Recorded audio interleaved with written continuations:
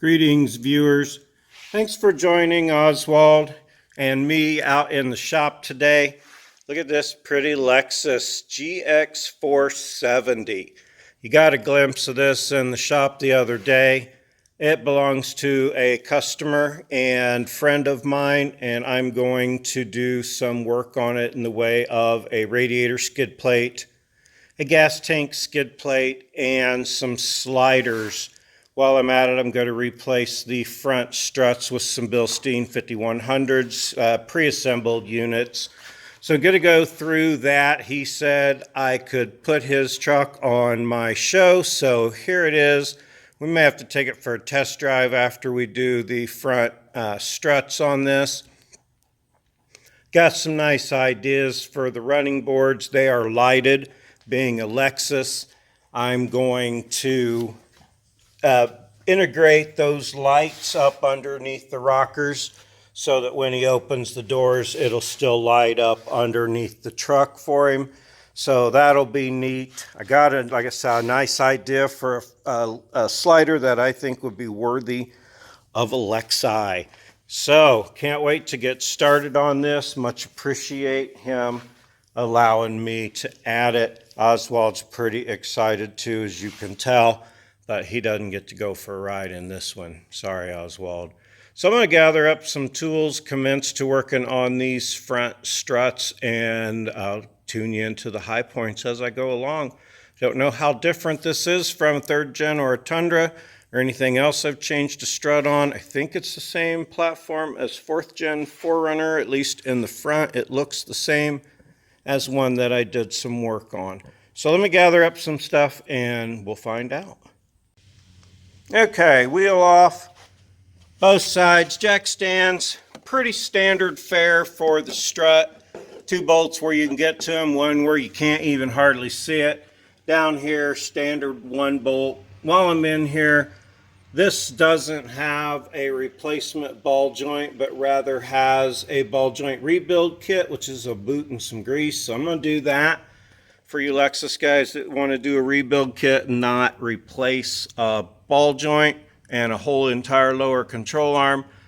The bolt on the back, I don't know if you can even see it. Yeah, there it is, right there. That one's really hard to get to. On this side,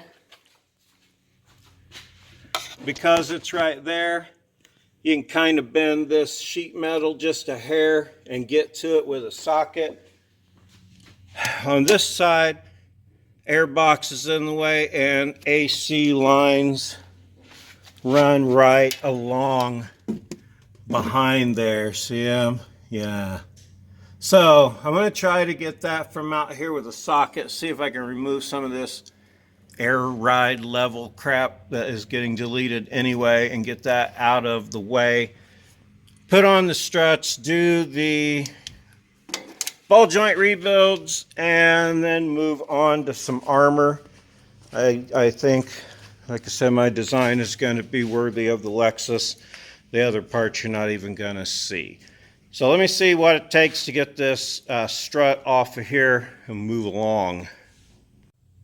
All right, I got to remove this real quick so that you can see what I'm going to do to get to that bolt. This is really common. You can usually tell if a vehicle's had its struts replaced. If the sheet metal's bent right there, there's a little bracket that holds those 2 things on right there with a 10. Try to get a wrench on that bolt or nut on the top of that strut, but you can't turn it. There's no leverage. You can't get in there, and you only have like a tiny bit to turn it anyway. The person who invented that bolt or decided on the location of that bolt, I think is probably the same guy that does the top transmission bolt, the 3rd gen starter, couple of other hard to get to things on the Toyota that just don't make sense. Now save your screw so you can put that back. Get it clear out of the way. Now you can see in there what I got going. Let me grab my tool of choice. Okay, get your pry bar in there behind that bolt head. give it a little tweak to get you some room to turn it over. Get your other end back there. Oh, this one might have too much bend on it. Hang on. Clearly a little better quality than your average 3rd gen, and I got to beat the pry bar down in there past the stud. That's all you got to do is get it in there just far enough like that. Pull up on it. Now you got enough room. You're gonna have to give it a little bit of, now I can get my socket and extension on there. So just that one minor adjustment. See, now you can get your socket and extension on, and if I take this black plastic piece off of here, that's got relays and fuses in it, I can get my impact on there. 1 bolt and 2, or 1 bolt and 1 push clip on that. That's all that cover took. Engine cover's missing. That's a fuse and relay cover. Wow, that's on there. Let me get a bigger gun. See what I can do with that, or this. I don't like, I like those Cobalts, okay. I tell you, they were, for what they cost, they're really good. They don't have near the power of some others like the Milwaukee's. I got to use my 1/2-inch gun on that, but it's been on there for 200,000 miles too. Let me fish my gun out of there. Now you're left with the little dent in your fender right there on the inside. That's not going to hurt anything. I can push it back out a little bit. It doesn't really matter, though. It does not compromise structural integrity, none at all, because I said so. And you definitely don't want to put it back before you put the new strut in, or you'll have to beat it back over there again. On the other side, I'm going to maybe have to be more crafty, so I really don't want to pull the air box. We'll see when I get over to that side. Both of these under here you can get with your short socket. Fits on there, and you can get them off. You got to get a breaker bar up in there. Looks like I'm going to have to bend this bracket out of the way some, but I got my giant pry bar for that. Then I can get the rest of these top bolts out, move on to the bottom there. I had to do a little bit more than just bend that bracket out of the way to get my ratchet on there. Took my breaker bar to get them broke loose. These are 14s here. I think that's 19 down there. I can get that with my impact usually. All right, now I just used the 19 on my impact and undid that bolt, put a wrench on the back side back here, which you can't see because poor lighting. Production assistant is really slacking today. Anyway, so I put a wrench on that part, run the nut off of the other side. You can take a punch and try to beat that through, or you can sometimes put your socket onto the other side. There it is. And reverse, and there's enough tension on that for it to back out. See? Yeah, kind of like that. That only would take it so far on that one, but there is enough tension on that I can't pull it out with my fingers. Got all the top ones loose. Gonna take them a pry bar here under this. I can't get any pry on that whatsoever. Let me see here. Nope, I need a longer bar. Anyway, I'm gonna go ahead and grab a punch that nut the rest of the way out, bring this strut out. Boy, there's a lot of stuff in the way. Let's see how easy this is to really get out of there. You know what? Instead of fighting this, which it looks like I still have to undo something up there because that's attached to the strut, but that should be easy to get off of there, I'm going to say now, and convince myself of that later. I have to take the lower control arms off, or unbolt the lower ball joint down here, upside down, and take the off in order to do the boot replacement on the lower ball joint. There it goes, kind of. Anyway, so since I've got to take that apart, I'm going to do that. I might go get my top bolts loose, investigate that part a little bit more. Looks like some cussing and swearing might be in order for that. I'll let you know here in a minute, but I'm going to do that and mess with the other side and probably come back with the lower ball joint part later because I got stuff to do right now. Okay, so it turns out they're 19s anyway. And where am I here? I'm somewhere here. I know it. Yeah, underneath of there. And if you're going to be able to see that because of the light from the other side coming in, let's try lighten up this end instead. There's one of them lower ball joints. They happen to be 19s, happen to have a 19 handy. Let's see if I can get this up on there. Where is the daggone thing? There it is. All right, what we got here? That didn't put up a fight. That is a bolt now. That is beef. That dude. All right, to the front one.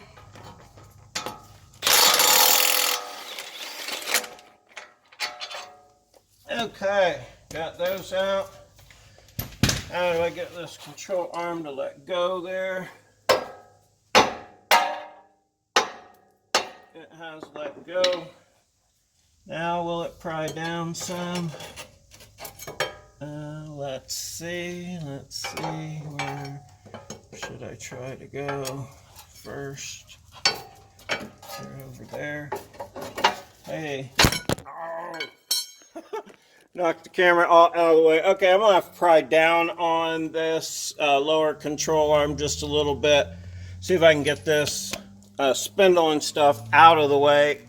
Straighten my camera up here and get this loose and try to remove this strut real quick.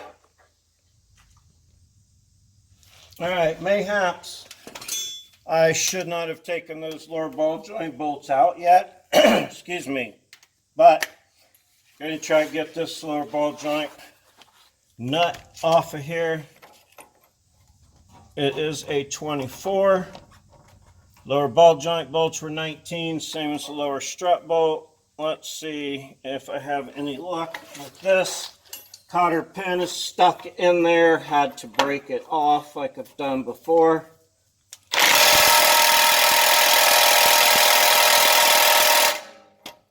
Yeah, so that's what I was saying. Sometimes these co-bolts just ain't got enough ass to get that open. Let me grab a breaker bar or get that to come off. Let me grab a breaker bar and something beefier. I'll be right back. Well, I did have to put that the ball joint bolts back in. With the impact, it wasn't getting it. I had to put a breaker bar and a cheater bar on that, and I got it off, but I didn't show you that part because it usually involves cussing and sweating and things like that. Now I should be able to get this the rest of the way off of there. With this, I say these work just fine for 90% of the stuff that I do, but man, some more powerful ones would be nice in certain situations. So now I can take those lower ball joint bolts back out again. Never seen me do something, have to put it back, take it back off again before on this channel, that's for sure. Can you hear me? Anyway, I've also never taken one of these ball joints apart before, so it'll be a learning thing for all of us. All right, looks like it's ready to come off. I got to go get dinner started though. I'll be back tomorrow on some more of this. Okay, by the fluid mess on the ground, you can tell when removing this thing from on top of the strut. Look out, light. It was up here on top of the strut. It's part of the level ride system. I had no idea what went on with it. It wouldn't come apart. So I cut it because I'm deleting it anyway. And that fluid went everywhere out of the top of that right there. So I don't know what the deal is with that. Probably a fluid sent to that sensor there and told the rear how to level out or whatever. I couldn't figure out how to get it off. I sawzalled it. If you're going back with it, probably don't want to sawzall yours off. But that's the easiest way I could find after much dicking with it. All right, well, shit, I thought I had that on. And I didn't. I put a 2x4 block on the lower control arm and put my pry bar up under there, rather lengthy, pressed way down. Gave me enough room to drop it in this direction between the the tie rod and the axle. I can show you when I put it back up. You do have to drop the sway bar to get that out. Thought I had that on recording and I had it on pause. So anyway, this has been kind of a bear to get this out. Aside from that stupid thing on the top, that ring is all corroded up in there. Man, I had to beat on that with a pry bar. Good thing I'm getting paid by the hour. Let me go grab one of them snazzy new ones and see how pretty it looks. It is hot as balls out today, and my helper is helping absorb all the fan by laying directly between me and it. Man, you can't pass up a good dog, man. You just can't beat a good dog, I tell you. Let me grab that pretty one, put her up in there. Now, before you put this in to eliminate some fussing, you want to line this up with your screws in the, or your studs in the right place, so that everything lines up when you put it in. I'll show you where I pry from. This one didn't go too bad. This is a little bit longer unit, not a whole lot longer. So anyway, it should go right back up in there. To remove the front sway bar, it's just 2 bolts right up there that are 14s. Drop them down in the little metal bracket. The rubber things on this one are really in good shape, but that has to be dropped down, at least it did for me, to get this strut out. So again, I got my pry bar under there, a block of wood loosely laid there, big ass pry bar. Doesn't take a whole lot of ass to push this one down. Let me get this set up in the right spot. Okay, well, I hope this gets that in the right spot. Got all of the nuts off over here in the ready to go on place. You can see how it fits almost in there. Just got to give her some pry down with your board. Just imagine this going the other way. And that's when I took it out. Now I need to turn it back. It's kind of heavy. I hope you can see that, not getting my big ass head in the way. I'm going to sit on my pry bar here just for a minute so I can have both hands. Alright, there we go. Got to get it off of the spindle. And there you have it. Just damn near in. I'll put some bolts on, line up the bottom. Went in there pretty easy. Plenty of room at the top. I'm gonna have to massage that just a hair and get it all lined up here real quick like. If you've got one that isn't quite lining up like that one, you can usually take something like a screwdriver and just give it enough pry to make it go in. Hope that's still showing. Maybe I can get it to go in its home. Yeah. Mostly in. Not quite enough to get that in there. minor beating ain't gonna hurt it. Now you can almost get that in there and pry it on up. Bolt the top.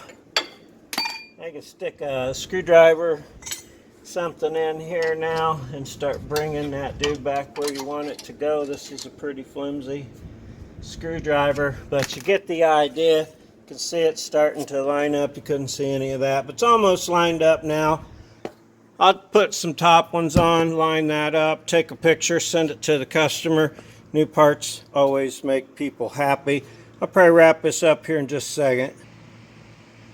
So Bilstien always looks pretty in there, doesn't it? I'll get to that lower ball joint rebuild thing here next. I'm going to go on the other side, do the other strut. I'll post this up as a change of struts on a GX470. Pretty simple, pretty straightforward. Had to remove the sway bar. And with that being stuck, frozen, that piece up at the top, that took some beating and some working with 2 pry bars and a chisel to get that out, because you can't beat it from the top. As far as that thing goes, if you want to know the proper way to take that off and reuse it, I can't help with that, but I can show you how to cut one off. So next thing will be those ball joint things. Then I'm going to move on to these sliders, and that's going to be my favorite part here. But maintenance is important too, and a nice quality ride and good suspension and all that goody-goody.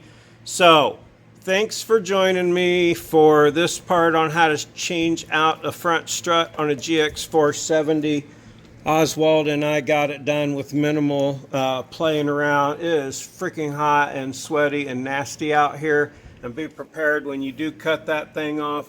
Fluid's in there, and it's going to kind of go everywhere. I'm guessing if I didn't have the suspension hanging, it'd have probably been worse. Don't forget, you got to drop that sway bar, and then you can wiggle it back and forth side to side too and get what you need. So easy as that. Looked a lot harder than it was, other than it took longer for me to do this than any other strut. First time. Other side, go super sweet and smooth. So thanks for checking out the show on a super hot, humid day with me and the dog and the guest GX470. More to come on sliders and some skids and that ball joint rebuild. So yeah, check links if you want to do that. Like the show if you like my show. Hit the like thing, hit the bell thing. You can subscribe, that'd be awesome. Check links in the description. I'll try to have my stickers and stuff up. I got some in between time stickers until my other ones I get made. It's been a long battle for me to do a sticker, I tell you. So thanks for joining me and Oswald out here today for this video on the Guest GX470. I appreciate you all. Have a super great day.